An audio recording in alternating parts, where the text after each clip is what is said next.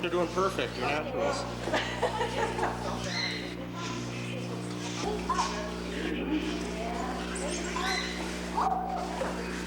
Perfect. Thank you. All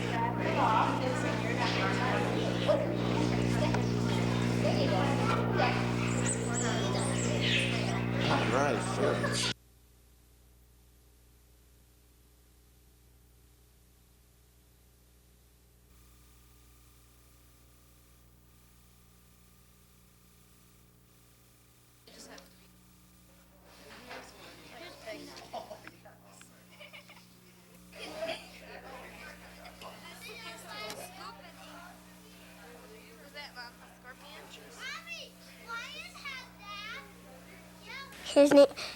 His name is Hippity. And Hippity, what do you like about Hippity? His big ears. I get some from my mom and dad. I get some from my grandparents. I get some from my aunts and uncles. I get some from everybody. They're small, they're cute, and they're easy to buy.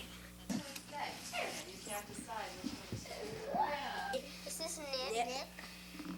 Hippity. Rover. This is Scotty. This is Patty. This is Spot. This is Twigs. This is Lizzie. This is Teddy, and this is Tabasco. Did you see?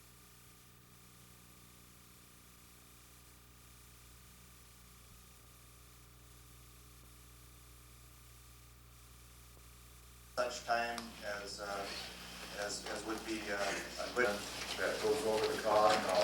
I'll tell you right off, these are ballpark estimates, even though say ballot, paper ballot. And okay, the next item we have is the report of the internal finance. There are any alternative ways of financing for the lease of the agriculture. On record in favor of construction of these range lockups. I'm here to urge the Duluth Commissioners to vote for a financing package that will allow the construction of these facilities to proceed. That's laid out in the statute. So, if there's any questions on machines,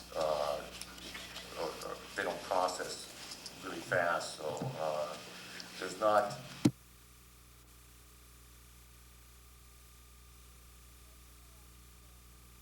You're going to be a regular on the show now.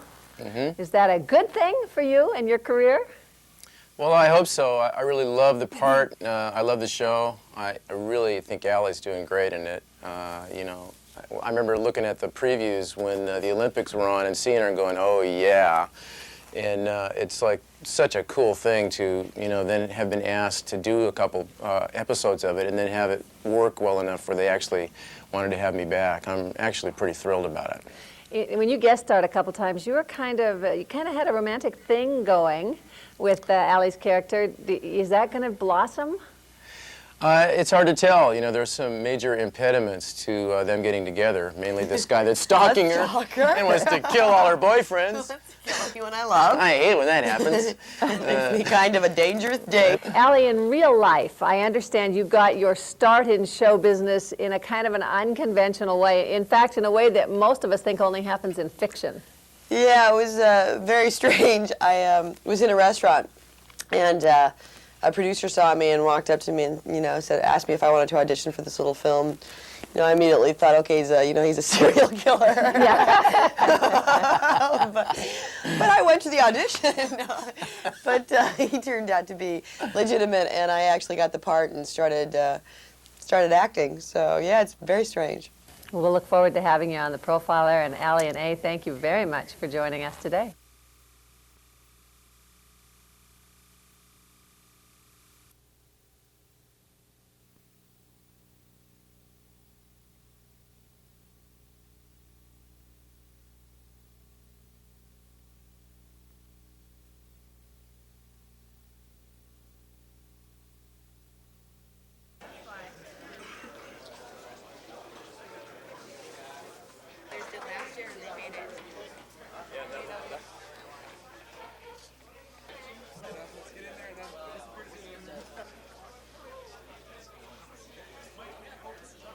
We just went through and got a basic idea. We got different packets of different designs and the different forces and went from there. We signed up. Just we didn't think we'd win, but it was fun to do. This is the remains. That's what's left. It kind of doesn't last anymore, but.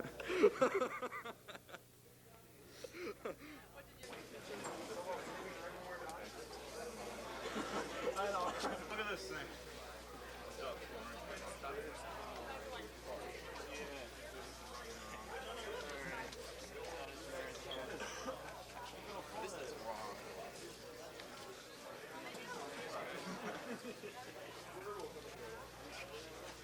You know what it was? It was that other, the opposite side of the one that I broke. The other side left go.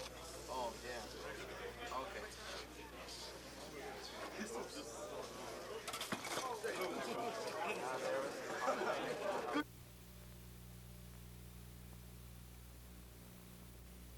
Overhead, there was a little girl playing on the street, and the neighbors just said that the Germans were coming. And that was the beginning of the war for me. In 1941, Esther Winthrop and her family lived a comfortable life in Athens, Greece, until Germany invaded her homeland. Rumors began to surface that Jews were being deported. Esther's family then went into hiding. Esther's aunt had a friend, Mrs. Sayanos, who lived in the suburbs of Athens. It was there that Esther and her family lived for the next 2 years, in a room like this, no bigger than 9 by 12. There was no door. To get in and out, the family of 7 had to go through the window. Food was scarce. The family had to sneak coupons for bread and other staples. Esther's mom would walk 5 miles back to her old neighborhood to shop at stores she knew she wouldn't be reported in. And one of the most saddest memories for me is sitting on the curb waiting for my mother, thinking that she might not come back. Finally, the hiding became unbearable, and Esther's father, Manthos, moved the family back to the old neighborhood. He was forced to report his presence weekly at the family synagogue, now taken over by the Germans. Manthos did that for a while, then quit, until Esther's aunt came out of hiding and needed to report to the Nazis. Manthos decided to accompany her. Esther never saw her father again. So that's the night that my father, 2 uncles, an aunt, another aunt, and 2 little children were taken to Auschwitz. And most of them died the first night except for my 2 uncles. Soon the war ended. In 1951, Esther's family immigrated to America. Here they depart the train from New York to the Twin Cities. Esther became a nurse, met and married her husband Harvey, and has 3 children. Despite the success of her adult life, it's the events of a stolen childhood she can't ever forget. I think there's good and evil in people, and sometimes evil overtakes the good, and I think those were evil people. She wears a locket with her mother and father's pictures and carries a resolve for religious and racial tolerance. There's many ways to find God. And there's many ways to living a good, honorable life. And people should learn not to be tolerant of other ways and love people because God loves people. Although sometimes I wonder.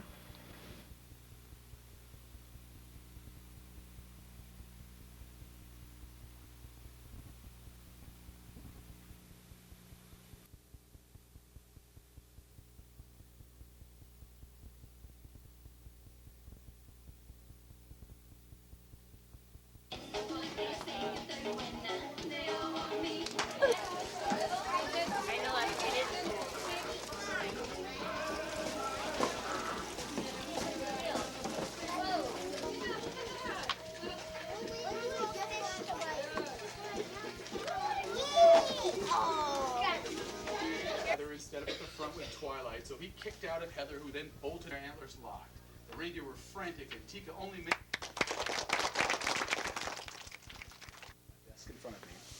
about 20 feet out in front of me is a camera. And on the front of that camera is a thing called a teleprompter. And in that machine are all the words that I'm going to say on the air. Now, not all the words, but all the stories, because we write them very carefully.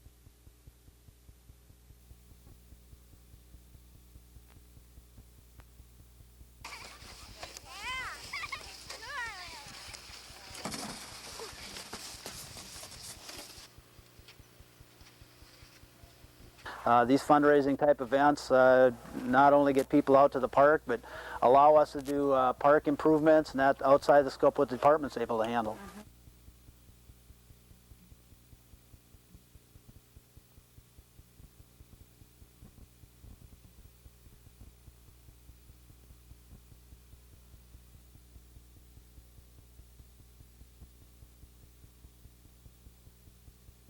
In northeastern Minnesota, and I will present that to you because you represent a whole lot of kids here today, okay? And thank you very much. Well, we get you a medium, okay? Someday maybe you'll be worried. It's important to create awareness about the disease because people, as Mayor Doty said, people feel it's just for older adults, and this is a disease that affects children from as young as 1 day old. Take over your job someday. No, no, we can't do that, okay? I also... It's painful with arthritis, so it's good to just let people know that arthritis is a disease that is painful and stuff, so. Okay, thank you.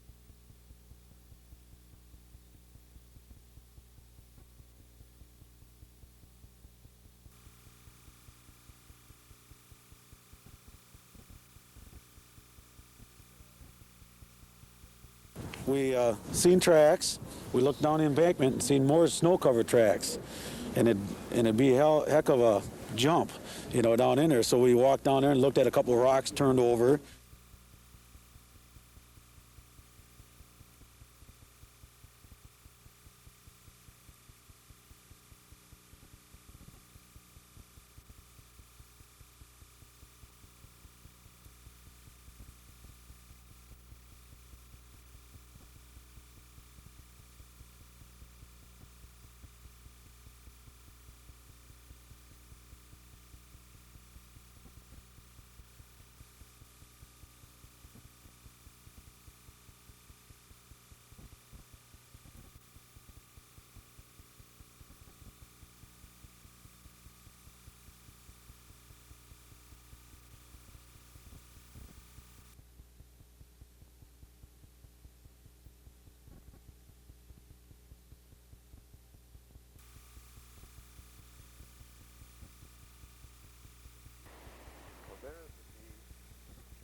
If visions of sun-filled beaches and clear blue skies have you itching in your skin, take heart. You don't have to travel 3,000 miles to Mexico to get rid of the wintertime blues. For just a few dollars, you can have the sun or the closest thing to it at any tanning bed in the Northland. Businesses that specialize in the fake bake are swamped. Herb, I've got a cancellation at 4:30. I can fit you in. Okay, I've got you down. At one Superior tanning hotspot, 300 to 400 people are coming in each day. Very hectic, very hectic. Everybody's leaving on vacation and they want to get a pre-tan before they go to Mexico. I sometimes wonder how many people Mexico can hold. There's at least room for one more. Sean Pike leaves for Mazatlan today. He's noticed the mad rush to the electric beach. Usually I can just walk in and he'll have an opening, but not today or yesterday. How long does Bonnie want to go today? Should I go 10 minutes or 12 minutes? I've been going 10. All of the tanners we spoke with say, even if they're fake, the UV rays seem to improve their attitude. I seem to get out of bed easier in the morning and get a lot more done because I just have something to look forward to. And while spring fever may have you down, take heart. With each new day, we gain 3 to 4 minutes of daylight. Hopefully days with the sun shining. In Duluth, Maureen Tallarico, Channel 6 News.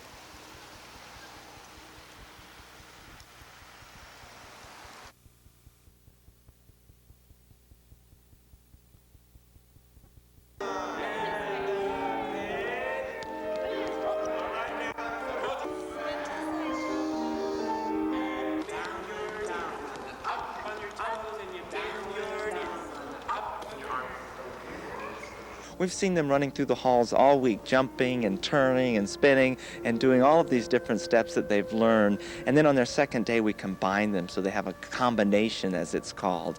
And they're just having a blast. A few skint knees, but other than that, we're doing fine.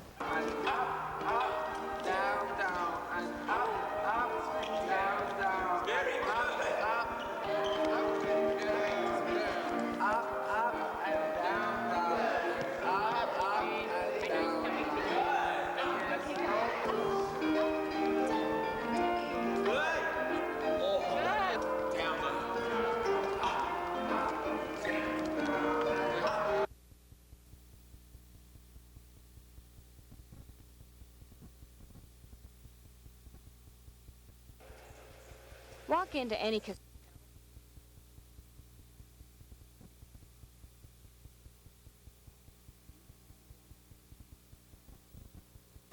We want to see what impact we have. We have a lot of people that detract from Indian gaming. And they're out there to damage Indian gaming because of a lot of misconceptions. It stands to reason that in order to counteract these arguments, that we would have a study done to find out what Indian gaming contributes to.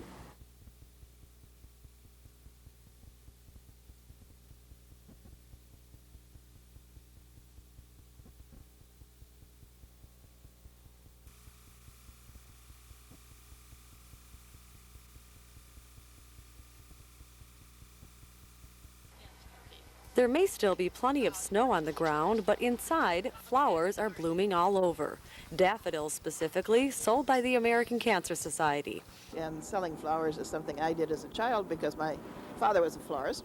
So it kind of comes naturally. And my father, coincidentally, died of cancer 20 years ago. And I guess the combination for me works. I'm doing it for my dad, but I'm doing it because flowers are a sign of hope, and I love it. Jean buys 10 bunches of blooms each year and then gives them to 10 friends. She says the flowers are shipped in the bud form on purpose to last longer. The American Cancer Society chose the daffodil because it symbolizes hope, the coming of spring, and the renewal of nature. And they smell good, too. Last year's fundraiser brought in $800,000 in Minnesota alone, money needed for valuable research, education, and support. Something cancer survivor Nancy Spellerberg knows all about. So my prognosis at that time was not that great. They just, you know, it was good but not good. But chemotherapy was there. Spellerberg says it's been 10 years since her diagnosis, and she's feeling great. The survival rate for cancer is about 1 in 2, and more research could up those odds. Buying daffodils will help more people like Spellerberg. It's a double gift. It's a gift to you of flowers for spring. It's a gift to the people you see, and when you know the cancer rates are high. So you're giving of yourself, and you're getting. It's a great. I mean, you can't lose with daffodils. It's terrific.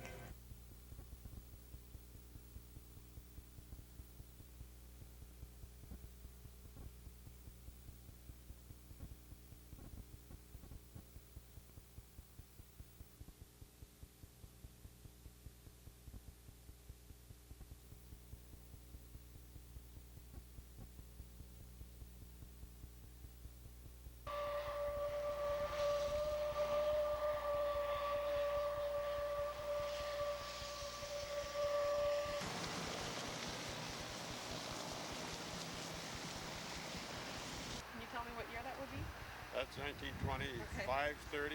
But that whistle signified that 4,000 people were going to work in the Marshall Wells building. That were, you know, things were good then. We didn't know we had a war ahead of us and all that, you know. 35, 40. 1930s. And when did, I guess it's just last year. Is this like a permanent thing? I know they were trying.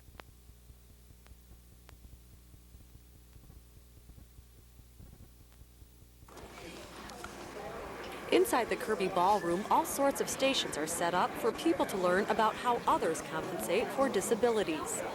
We're having wheelchair tours. We're also having some hard of hearing activities. We're having a trust walk with blindness. I tried that, and even though there were tiny holes in the mask, it was very difficult to find your footing and walk down or upstairs with confidence.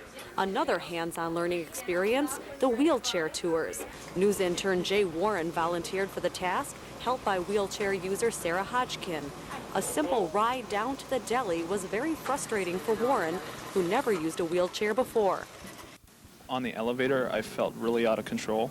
And when it started moving down and you know, various changes, you know, say on a downward slope, I felt that I could lose control, you know, without, I realized you could slow down.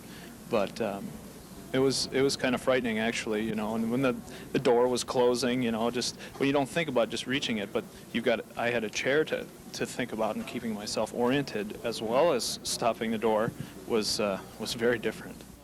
Students hope these simple demonstrations will make others more educated and understanding of what day-to-day events are like for others who may be different. I think it's important because disabilities are often forgotten, people with disabilities, and I think it's so important that they're aware that we are out there and that we can do whatever they can do, but we do it differently. In Duluth, Maureen Tallarico, Channel 6 News.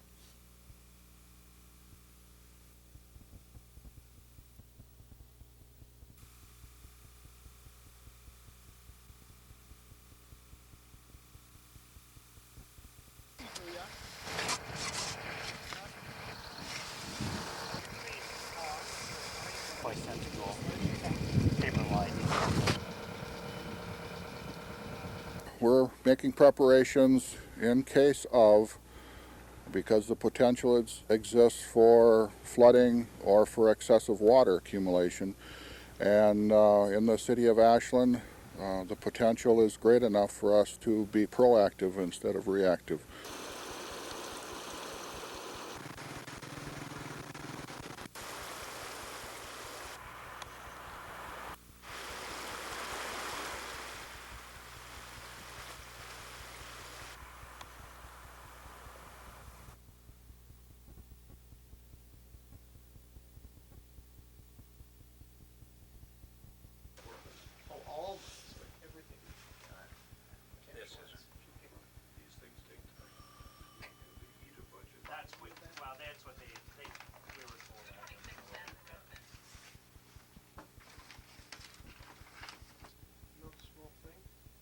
So that once those rocks are all ground down, you don't take any chances, right?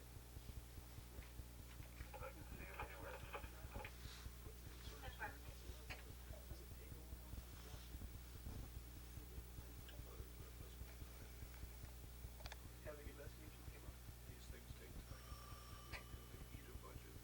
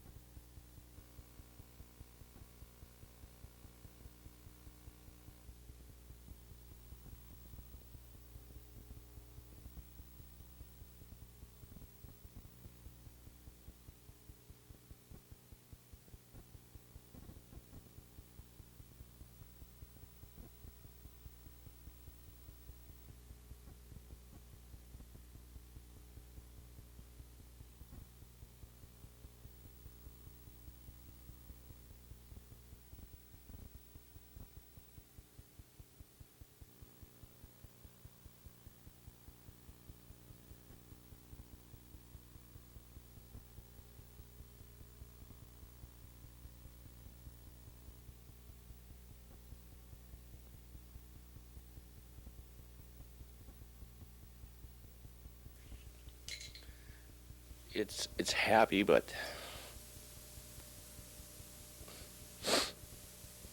it just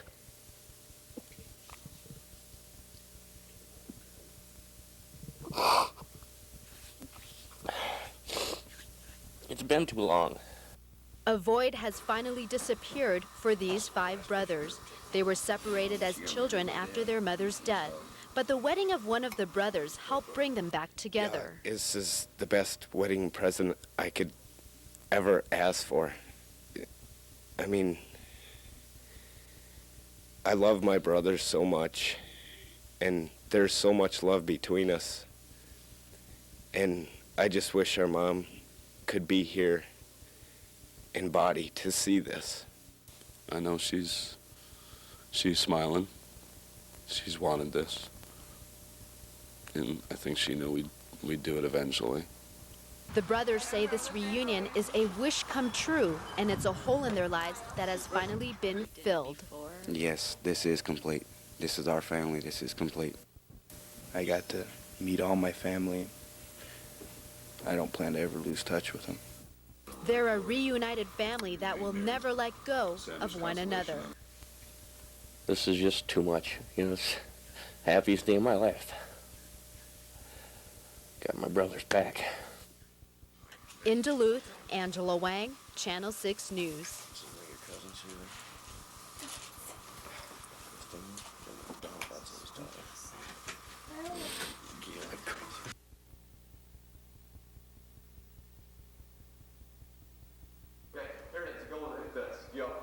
Students at Duluth Central High School found out firsthand today that learning about science can sometimes be exhausting and sometimes require a little encouragement.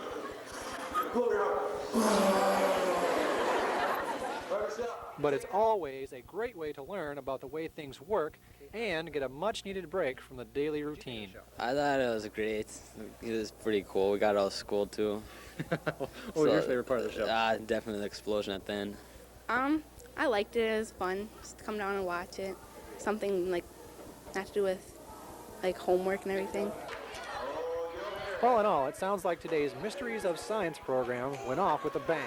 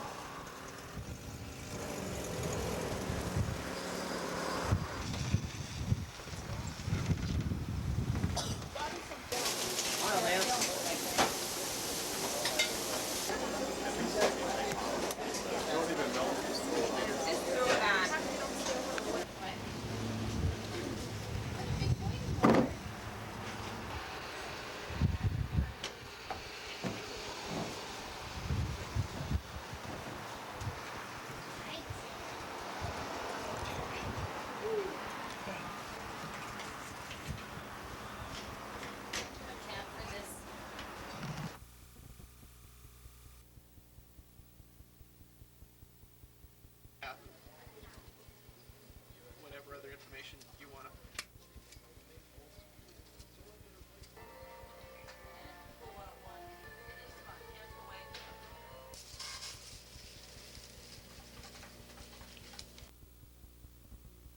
A lot of adult violence goes directly back to abuse as a child. And if you can stop that whole vicious cycle at some point, and children are the future, children are something anybody can relate to. It's not a cause that anybody can say it's not worthwhile.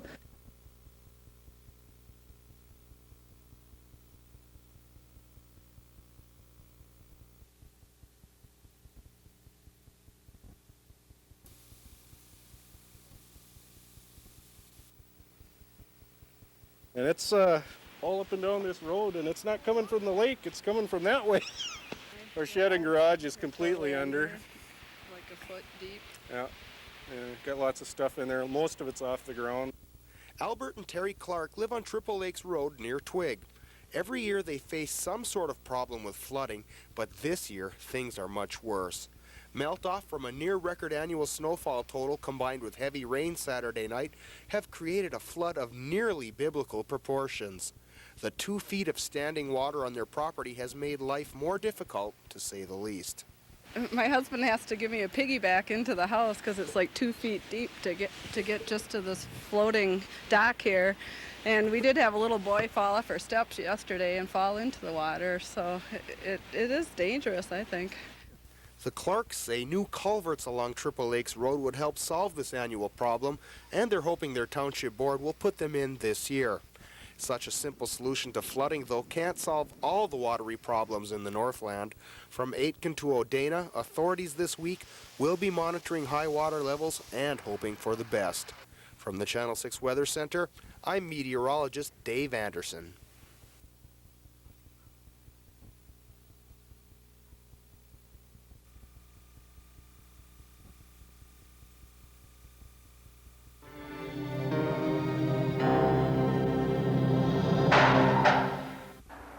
The Come On In West Duluth was burglarized early Saturday morning, March 1st. The burglars got into the building by prying open the side door with a crowbar. Using that same crowbar, they pried open a cabinet where the cash box was stored. They exited the building by opening the back door with a set of spare keys hidden behind the bar. Call Crime Stoppers if you know who the thieves are. We'll keep your name anonymous and pay as much as $1,000 to find out who they are or what they did with the money. Call us with information you have on any crime. Our numbers are 1-800-974-TIPS or 723-ENOUGH at 723-3683.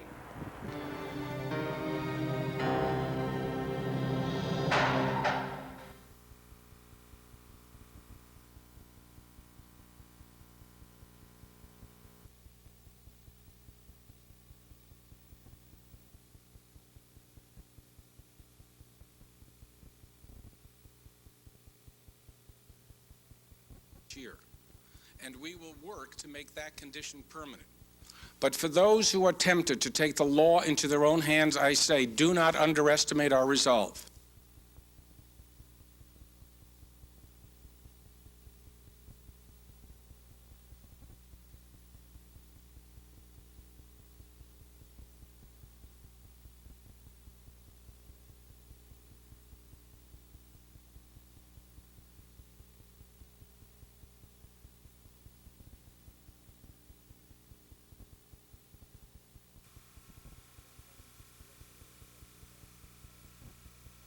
At one time yesterday, it was up to about waist high. For the past 5 days, Bob Danielowski has made flood fighting his business.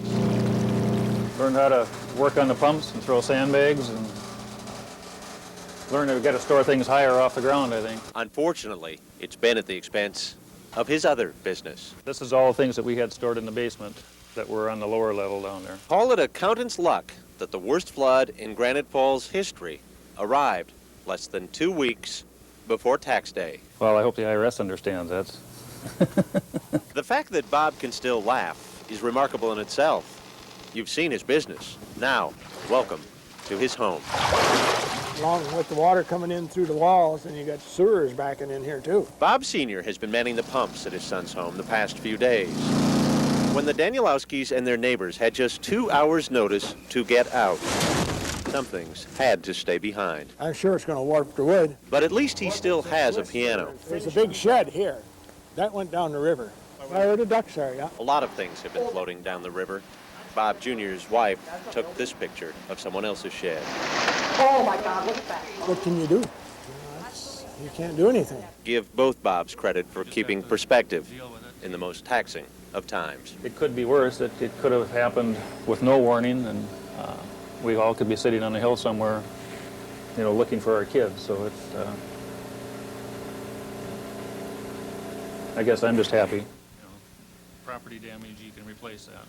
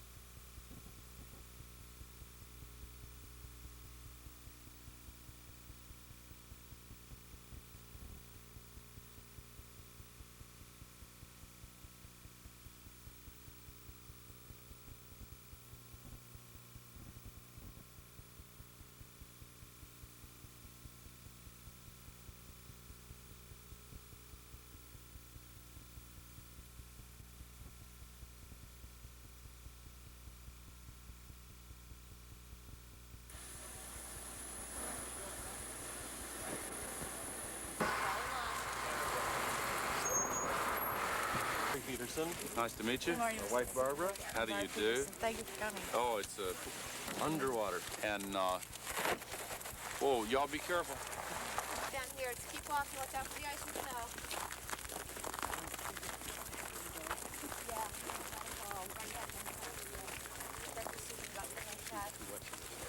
The Small Business Administration folks around here also, and I wanted to mention the fact that they have a role in this. So we'll all sit here and here if you like. That's my father, Bill Martin, Clyde Morrison. How are you doing, sir? It's real nice to meet you. DOT and representatives of the Corps and elsewhere here, and we're going to make sure that everything we can do.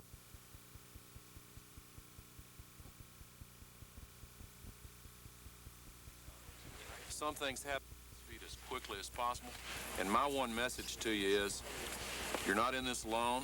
The entire United States of America will stand with you and help you get back on your feet as quickly as possible.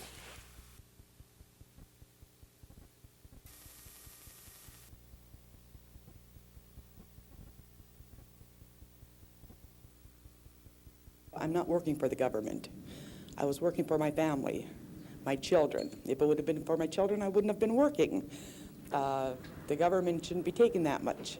Other taxpayers say the government is wasting their hard-earned money.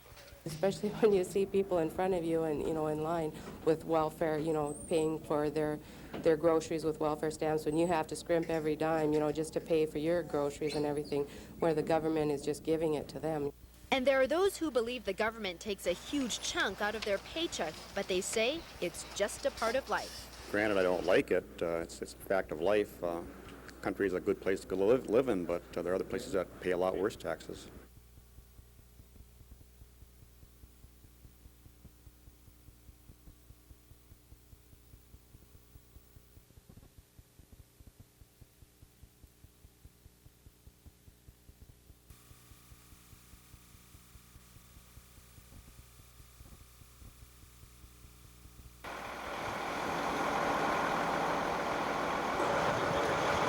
My first soda with me. How long you doing that?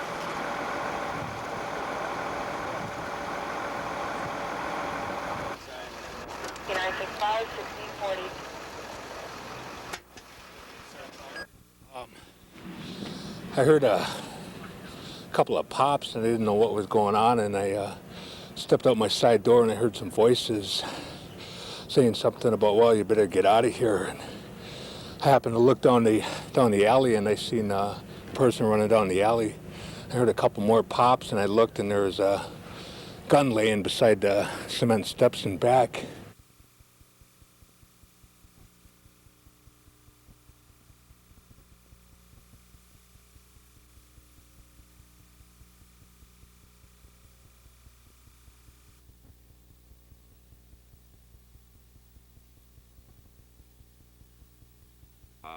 What has happened in the first round is that our police department has gone out and recruited. Guns on as well. I'm actually going to be shooting guns off. I mean, this is going to be pretty. We're going to try to do that. Okay. I mean, others are going to be. Dana's really leading the charge. Okay. On this one, so. It's another component of our efforts to accomplish community policing. What we'd like to do is we continue to look for ways to open the department to the citizens of Duluth and to invite them in to learn more about the department, to join with us in promoting Duluth as a safe city. And so by doing this, we hope that they better understand both what law enforcement job is about and what their role is in working with us as a partner in Duluth. And you've had great response in other cities, you said? Right. Other cities.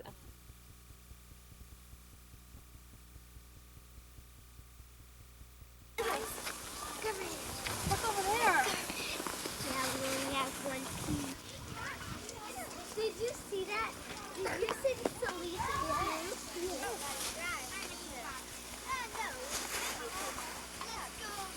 This is cleanup in public park areas. We'll have our public works crews out there. We'll be providing plastic bags for picking garbage up. We want people to bring rakes, bring shovels, those types of things you use in yard work. Because we're making the earth look pretty.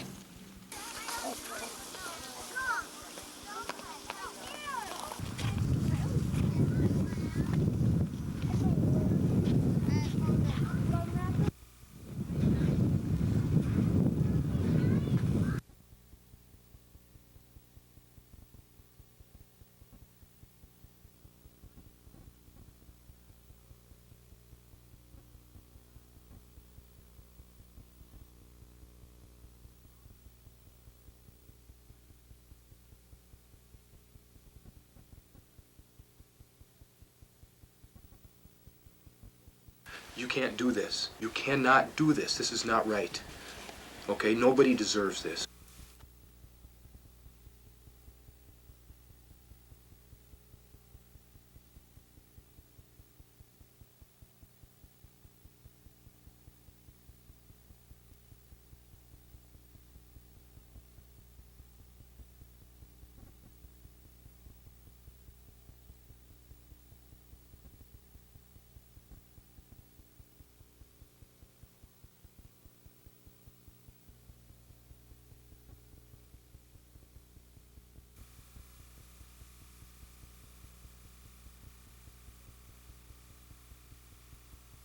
Talking with Overstar. Right. Well, we want to get moving on this now that the mediation process has really failed. 9 months of negotiations between pro-motor advocates and anti-motor groups produced little result. So now it's in the hands of Congress, where U.S. Senator Rod Grams is pushing to reopen 3 motorized portages. You know, there's been talk about giving up more land in exchange for the portages. I don't think that's what we should do right now. I think we're going to reopen the portages first and foremost to 3. And if there's going to be future talk about adding additional acreage to the boundary waters, that would probably be great. But U.S. Senator Paul Wellstone's expected proposal includes reopening motorized portages in exchange for expanding the wilderness area and limiting the use of certain towboats. I'd like to work with Paul on this. I think Senator Wellstone is at least coming halfway toward us now with, talking about the 2 portages. And I think we can work hopefully together on that. He might not come as far as I would hope he would, but I think it's a good step in the right direction. Senator Graham says he's working with U.S. Congressman Jim Obastar, putting together a package that he thinks will pass with flying colors. Because we don't want to block out the boundary waters for the old, for the young families, for those with disabilities. We want to make sure they have access to enjoy the boundaries as well as anybody else. Angela Wang, Channel 6 News.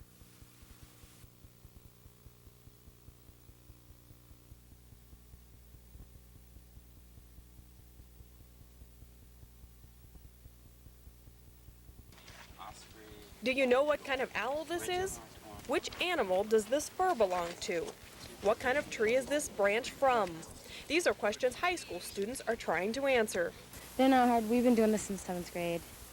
So going outside, walking around, and so they're pretty easy. The forestry section's pretty easy. Yeah. Nearly 200 students are competing in groups against other high schools in the area. This hands-on event puts their classroom knowledge to the test out in the field. Students visit 6 stations and answer questions relating to the environment. Like what kind of owl that is and what kind of bird the feathers belong to and what furs are those and what skull is that and different ducks. And a lot of it's common knowledge, and me and my buddies, we just go hunting a lot. We read books, and it's basically got a lot to do with just identifying the species and just knowing what you're shooting. And at the end of the day, a winner is chosen. In first place with 94 points, it is team number 4 from Kelly High in Silver Bay. Yes! In Duluth, Kim Steininger, Channel 6 News.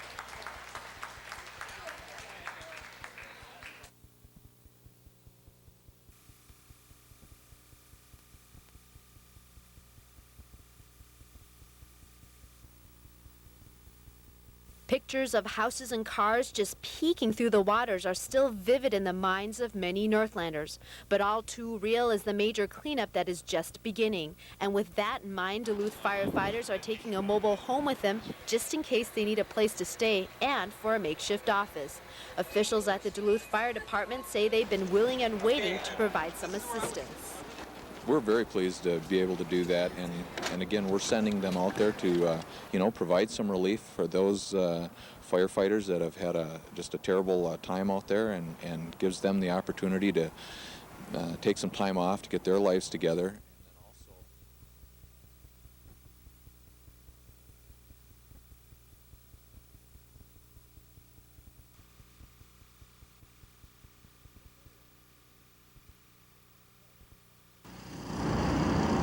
The floodwaters may be receding, but the demands for help are higher than ever.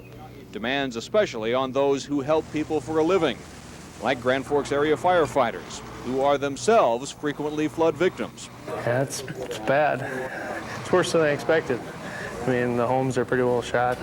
Talking to some of the firefighters are saying most of their homes are gone. everybody needs the help. Yeah. So I'll be working for the fire department for a couple days. I'm gonna probably go out to one of the firefighters' homes and help them clean up. Hope like something like this never happens to any of us.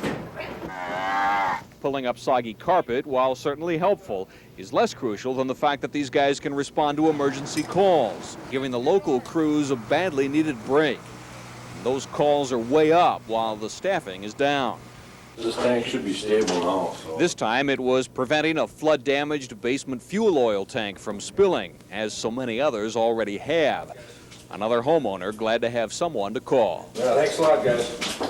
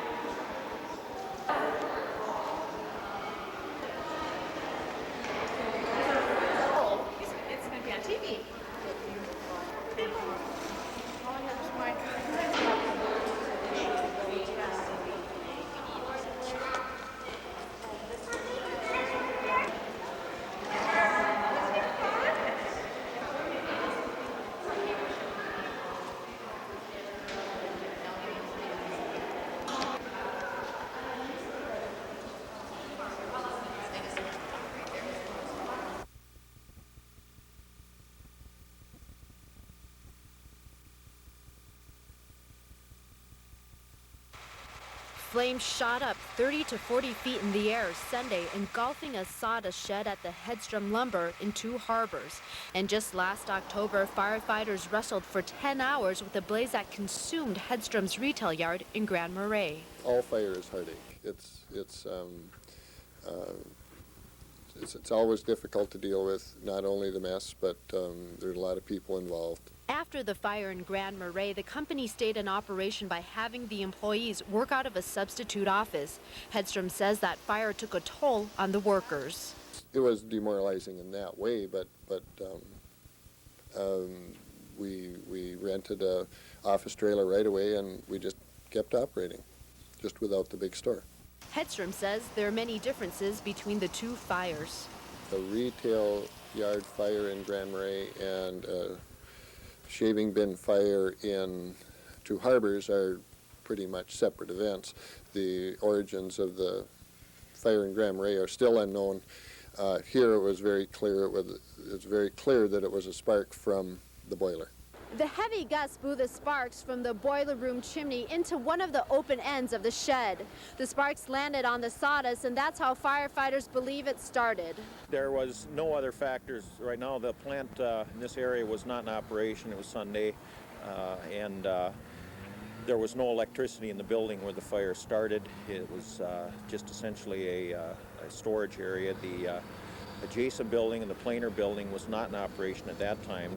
And in this fire, the cleanup is easier and quicker. Hedstrom says they plan to be in full operation by Wednesday morning. Well, real happy with that, because it was a very scary last night with the wind. It was much windier than it is now. The Headstroms say the fires are a setback to their business, but they're just glad no one was hurt. In Two Harbors, Angela Wang, Channel 6 News.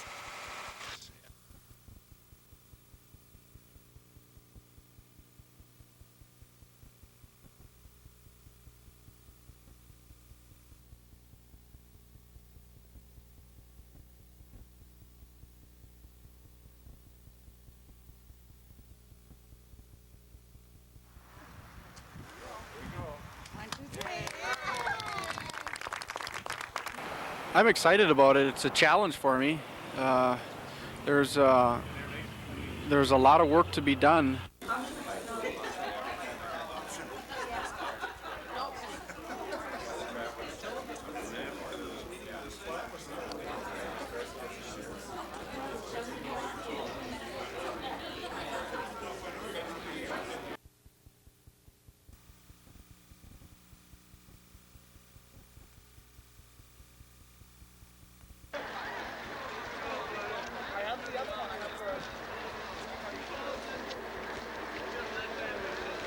We met so many nice people, and every time we've been nice to somebody, it's come back double, so it's been a great experience. Hi,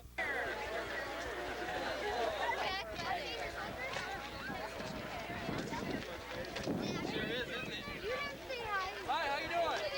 Hey, you know? Yeah. Katie tried to take me out a couple times, but yeah. Those are good candy bars.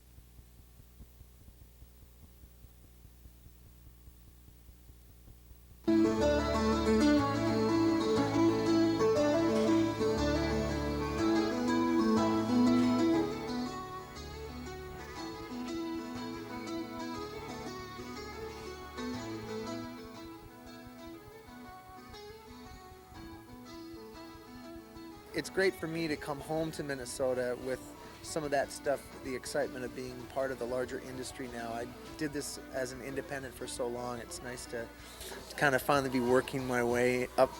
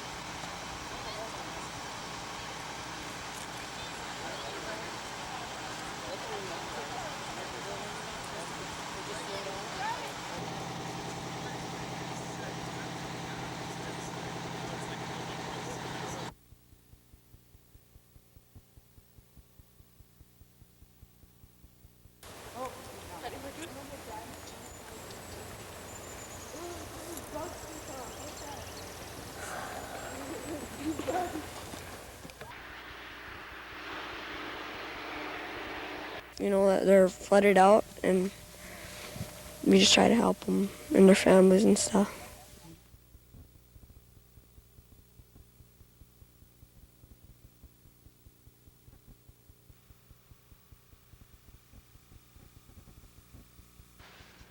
But that's a reality.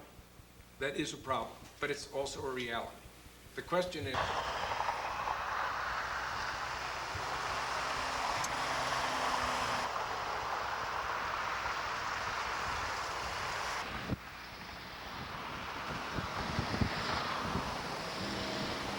I think we can justify increasing the speed limits in rural Minnesota. I have serious problems. If the bill does not provide flexibility for establishing reasonable limits in the metropolitan area, I have a problem with that.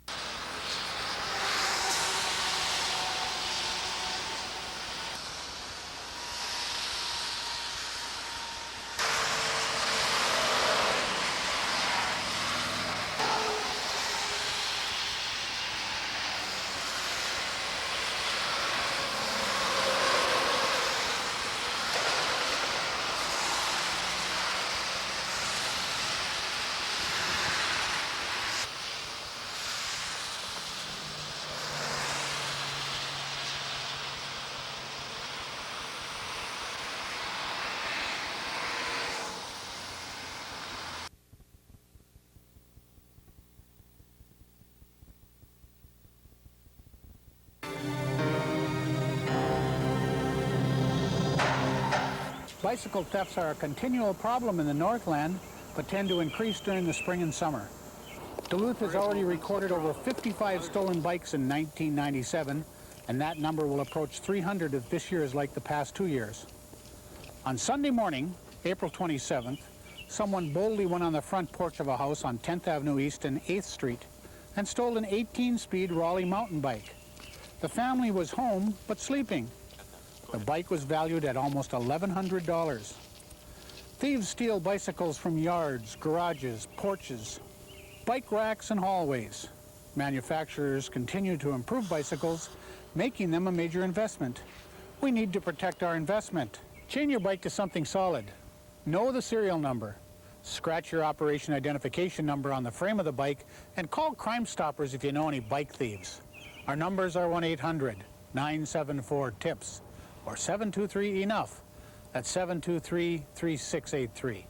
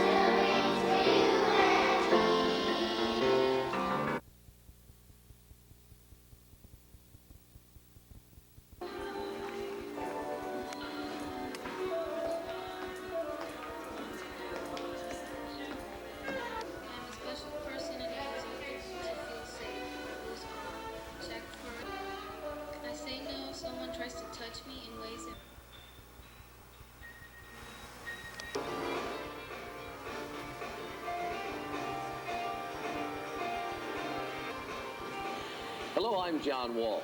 I'm the father of a kidnapped and murdered child. Pizza Hut and I ask you to invest a few moments of your time to help save a child. Most missing children are recovered through people like you recognizing the face of the child. So please take a moment to...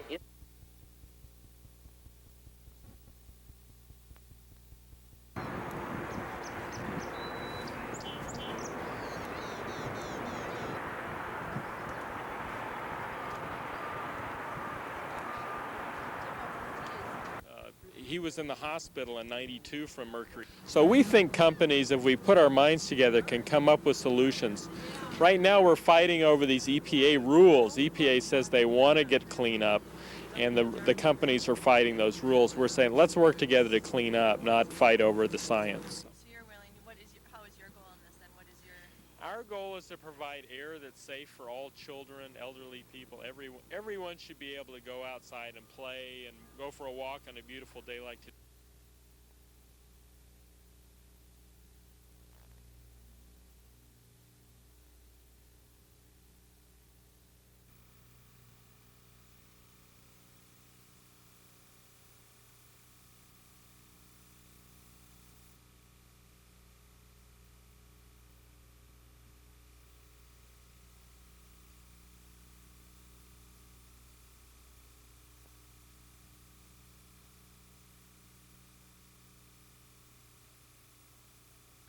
now doing what the Democratic leadership did in other years, and I just hope that those matters will fall out and that we can get on with providing that $1 billion of assistance that the victims of the Red River flood.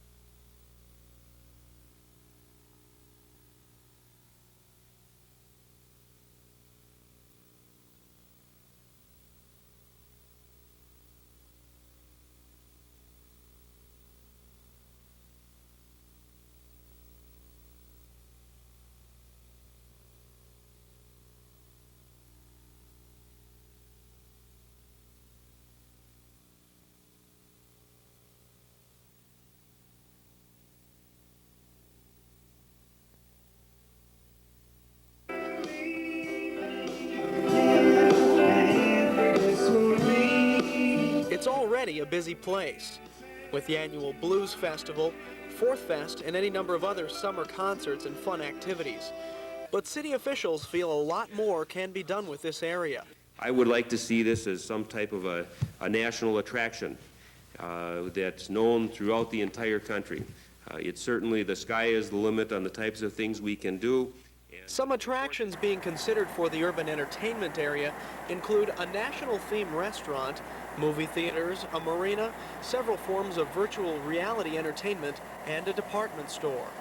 It became very clear that it was important that we have entertainment as an integral part of whatever we do at the Bayfront.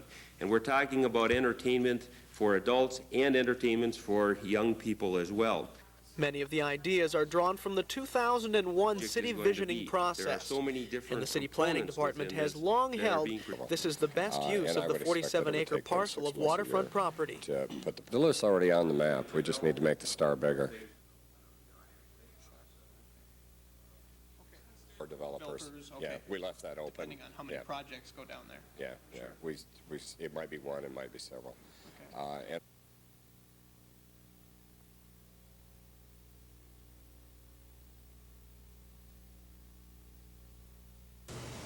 A routine traffic stop turned into anything but at this intersection late Wednesday night in Canal Park.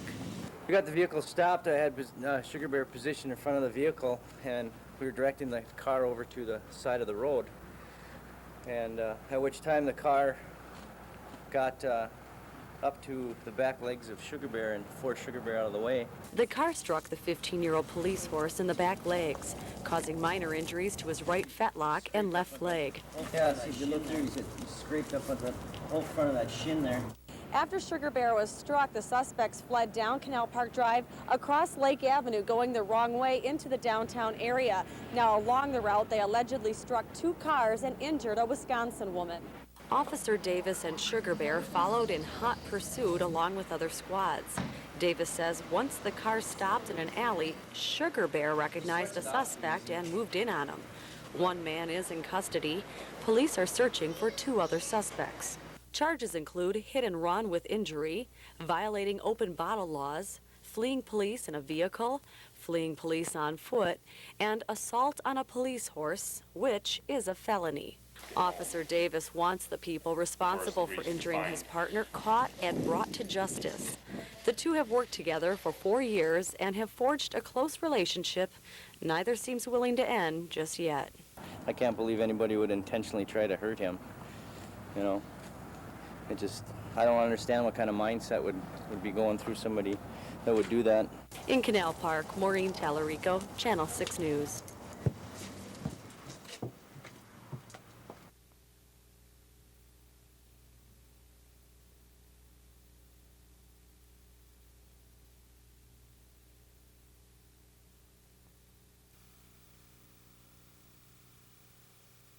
That's my choice. I wish everybody had that opportunity. The only way that opportunity can is if the public schools provide it for everybody. It should be accessible for all students.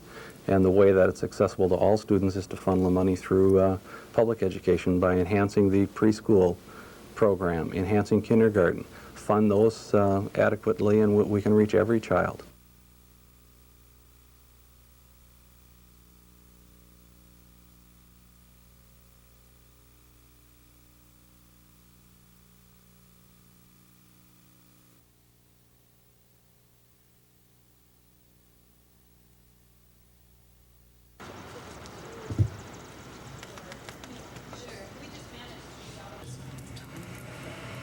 Are they decorating the hangar as well today?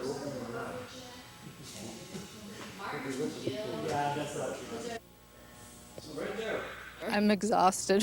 It's worth it. It's going to be fun. So I just kind of keeping my eye on what it's all going to look like, and so you just kind of don't pay attention to how much work it is.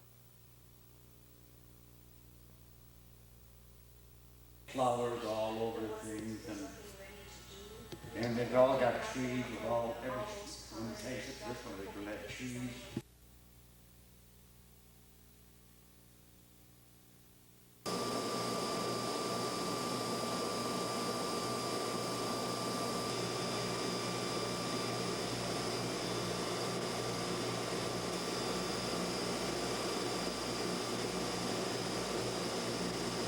This is part of a much bigger project that will allow us to address a number of our water and wastewater problems, and we do appreciate the support from the state and federal government in helping us get this far.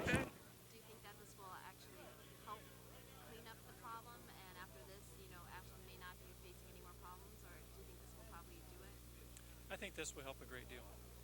Why is that? Well, I think that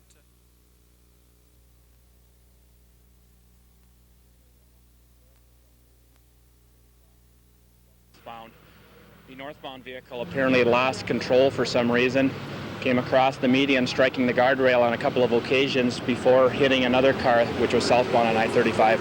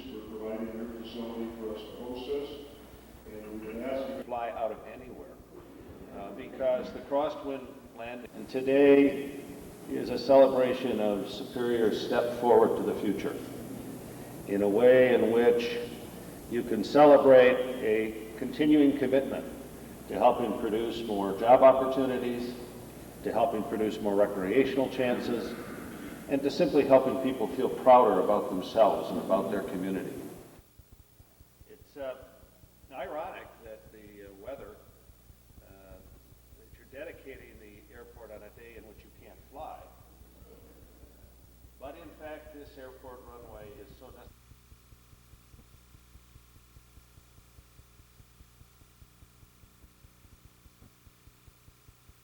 I think that in many ways... The CEO of Mesabi Work Release is a man many in Duluth will recognize. Shel Rodney was Duluth's administrative assistant during the time John Fido was mayor. He was hired by Mesabi Work Release after the Minnesota Department of Corrections issued a blistering critique of the prison rehabilitation facility. The public certainly has a right to expect that there is a certain level of supervision and control of people's behavior within a facility, whether it be minimum or maximum security.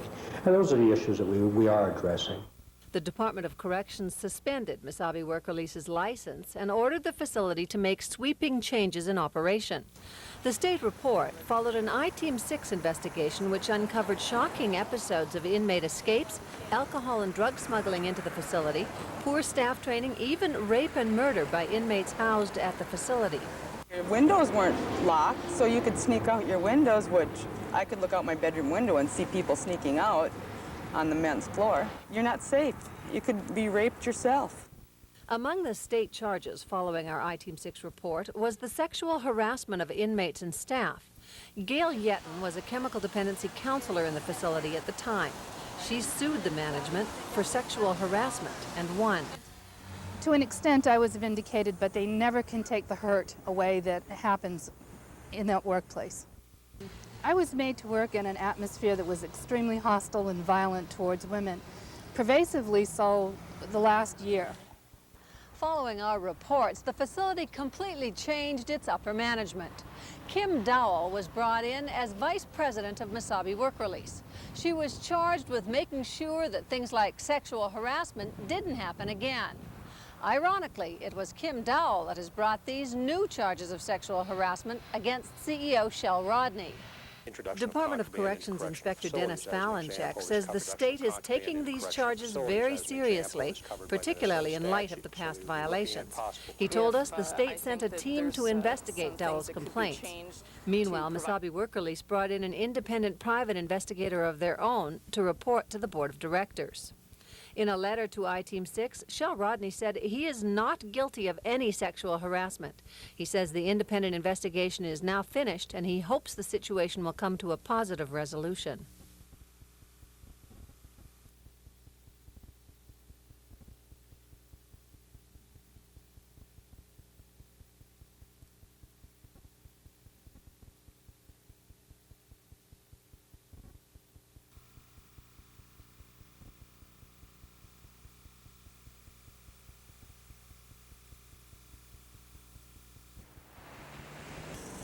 In 1994, following an I-Team 6 investigation, the Minnesota Department of Corrections suspended Mesabi's license. The facility was ordered to make sweeping changes to deal with serious problems like escape, drug and alcohol abuse, sexual harassment and sexual assault. Duluth police were informed of the violations and have kept a close eye on the facility since then. There are suggestions made to the board, to the Bethel Society board, and to its director that we definitely think should be looked into and corrected, and some training issues and security issues and things like that. While this sexual harassment investigation is considered a setback by the Department of Corrections, investigators do feel the facility has made progress in other areas. Some of the changes the facility was ordered to make include a major internal redesign of the building to make inmates and staff safer. The facility encompasses two programs, Port Rehabilitation, which provides counseling for drug and alcohol abusers, and Mesabi Work Release, which provides lockup and work time supervision for offenders ranging from rapists and murderers to thieves and vandals, all in the last stages of their sentencing. Other things the state ordered included a more thorough training of all staff, better supervision and security, gender sensitivity training for all executives, and better communication with local law enforcement. In the most recent licensing inspection, the State Department of Corrections report said in the last year and a half, the administration and staff of Mesabi Work Release have done a considerable amount of work to improve both the program and the operation of this facility. Mesabi Work Release has been granted a license for this year, but the state continues to monitor the programs very carefully.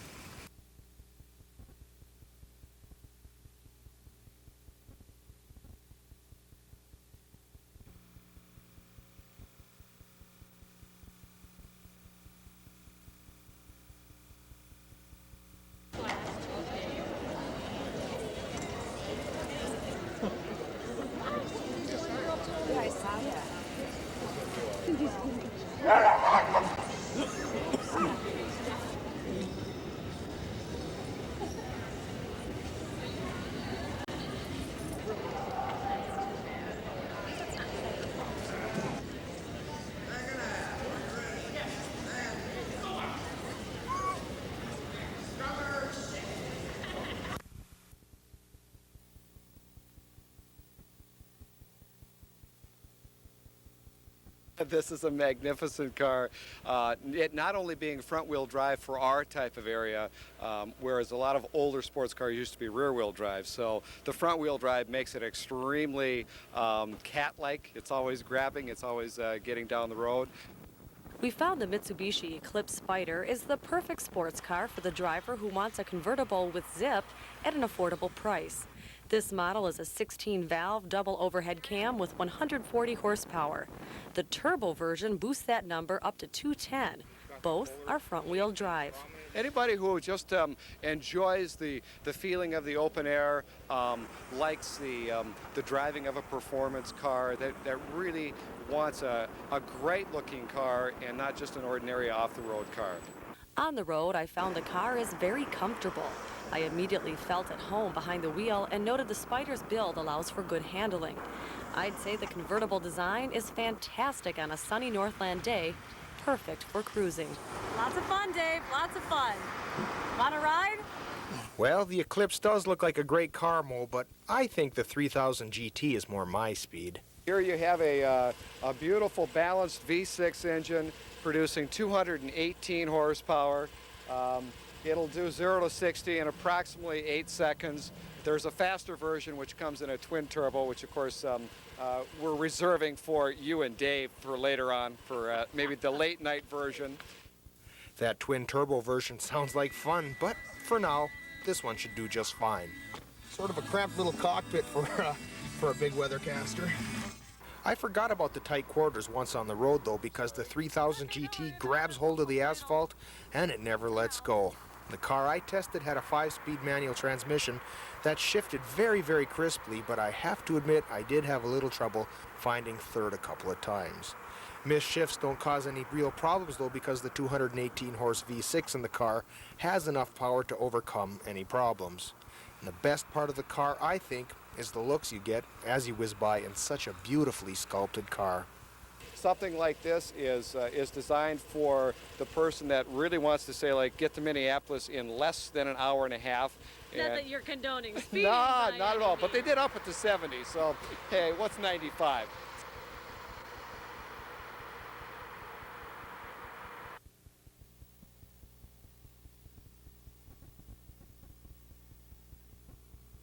My detectives are good. They're going to come up with something, I'm almost positive. They've been working effortlessly through the weekend, and I'm sure we're going to come up with some clues. Foster's body was discovered Friday morning at 10 a.m. by 2 motorists near Dairyland on the St. Croix Drive Road off County Highway T. Foster had been shot 3 to 4 hours earlier in the chest at close range with a large caliber weapon.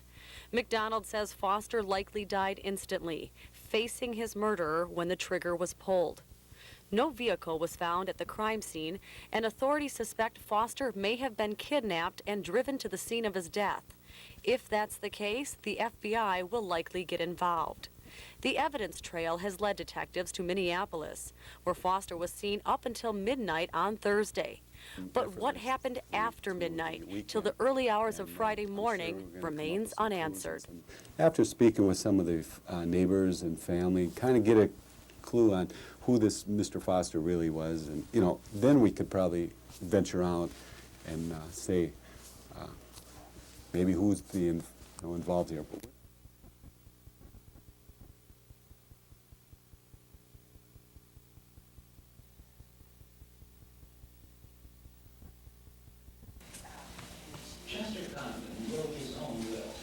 Enjoyed each other's company. One of the largest in America. Even though we have very... Duluth, at the turn. Just wondering what was so bright down here. Glen Sheen will be about 18 or 20 minutes of that hour. So we've been here for 3 days shooting all of the interiors and the exteriors. We've been interviewing members of the family, part of the staff here, a historian to give a sense of the house.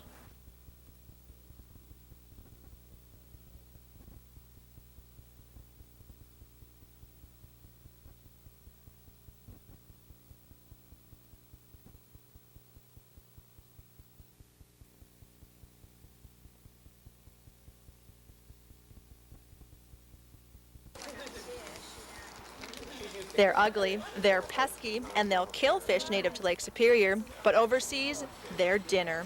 Gourmet dinner, that is. Sea lamprey are being packed up in Duluth, frozen, and then shipped out on dry ice. We are shipping to a university in Portugal and Spain, and we have researchers over there that will be doing a consumer taste test for us, and may take them into the restaurants, and we've actually had them taken into people's homes last year. That's right. In Portugal, Spain, and other European countries, a sea lamprey is a tasty delicacy that's easy to prepare. If the positive response to lamprey overseas continues, these less than attractive animals may be the hot new food of the future. In Duluth, Kristen Kunze, Channel 6 News. Those are the gill slits.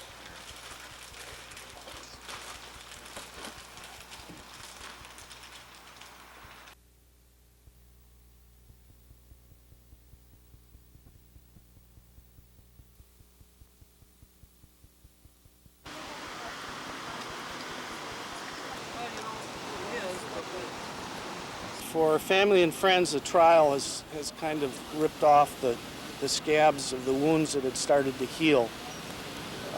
Each of us must now try to start over in the healing process.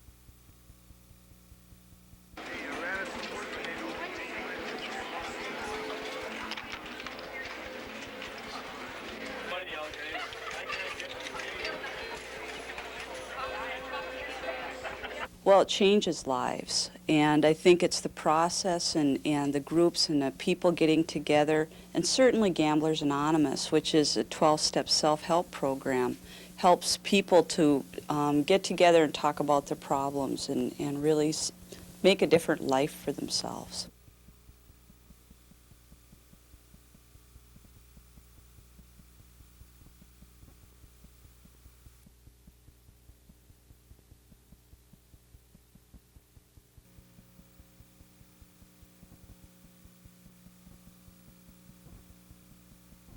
About it. What have you guys been doing to combat that? Yes, we have. We just been well aware that we've had a rash of fires, and that to just be alert that tonight we were trying to prepare ourselves in case we did have something like this, and we did.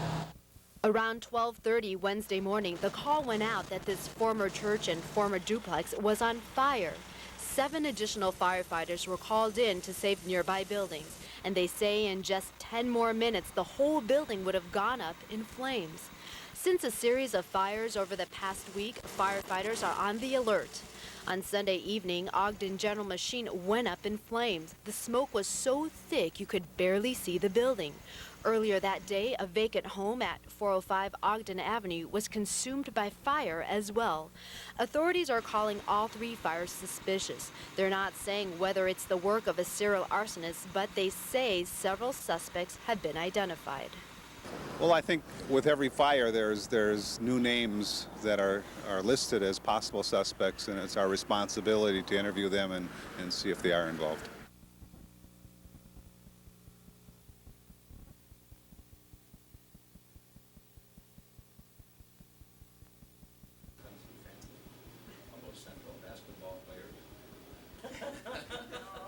We train them and then we ship them out. Business, they will see their $3. Likewise, it looks good for homeowners, renters, and as the charts show you, for commercial, industrial, and that is critical, especially in Duluth, where we pay the highest commercial industrial property taxes in the state.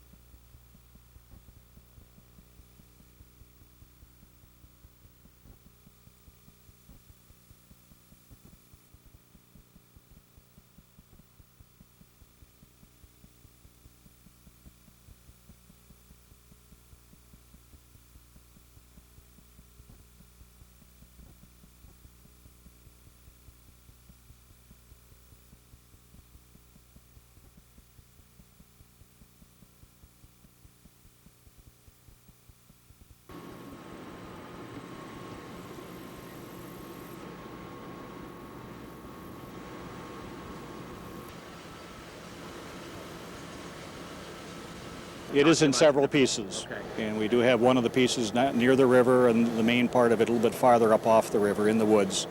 It's quite heavily wooded in there, and it's difficult to get around, and certainly it's very difficult to see anything.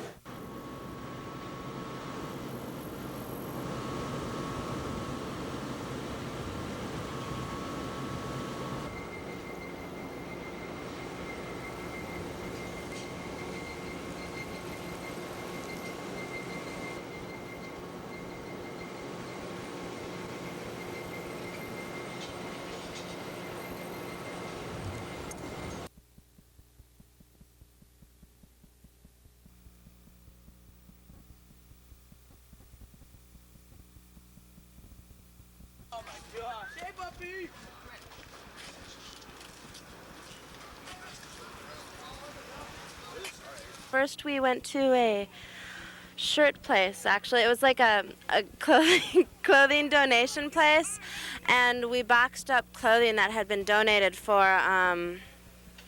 the flood relief.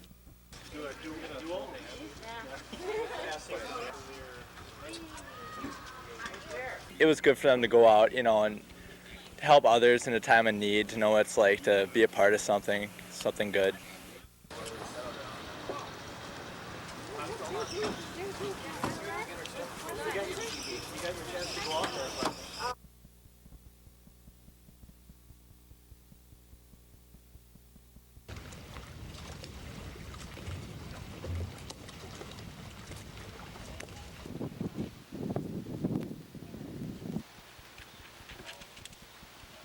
When they're juniors, they get to get in this area. And it's going to be a tough experience when school starts, and I'm hoping that we look at the positive part of it and the years that he was able to give us and work with us and give to the kids. I mean, those are things, if we dwell on, I think we'll get through this a lot easier. Because I don't think he'd want that. You know, him being a professional educator, his main goal was to work with the kids and improve their situation and educate the students.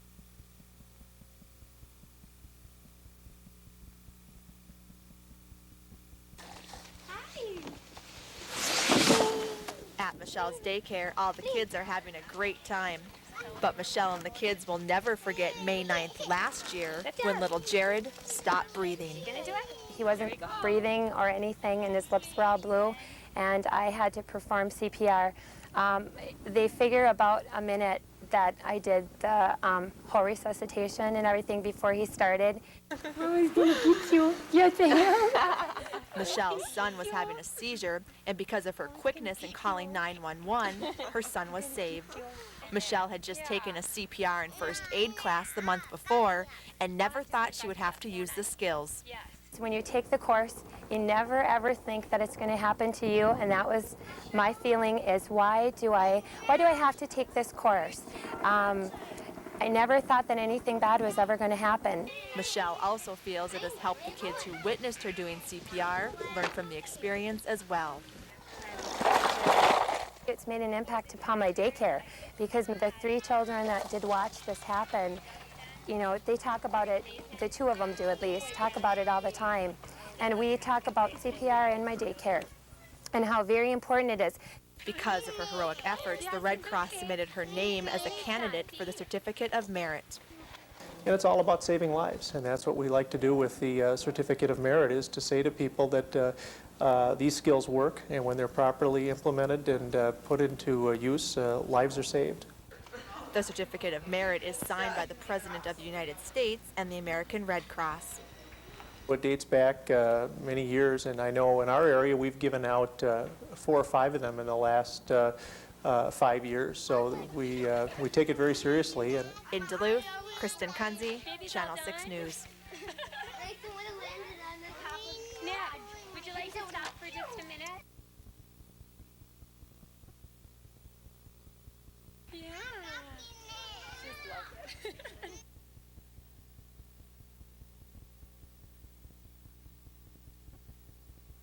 Just love it.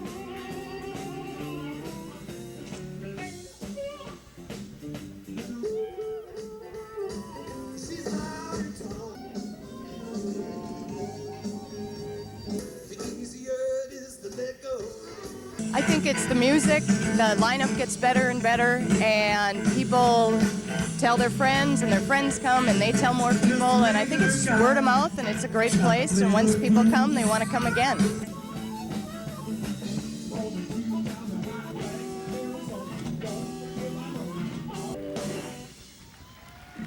Mr. Mike there.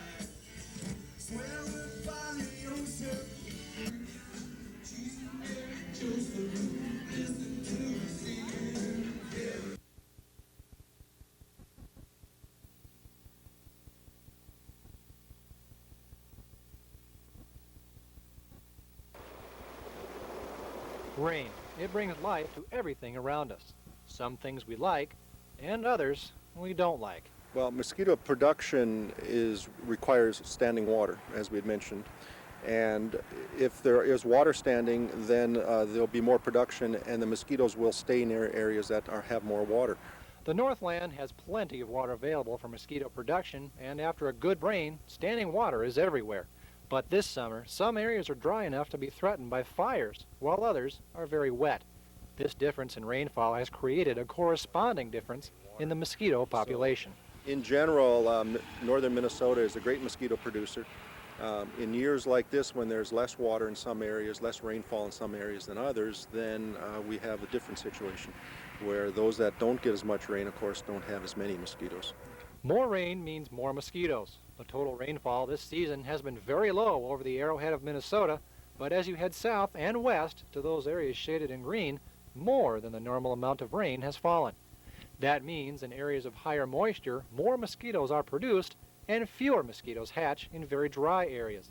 But even a few mosquitoes can really put the kibosh on outdoor plans, so here are some tips to help you get through the rest of the summer. Mosquitoes thrive in humid areas with little wind, so keep away from the woods and stay out in the open. Also, wear light-colored clothing and try to reduce strenuous activity, since mosquitoes are attracted to the scent of perspiration.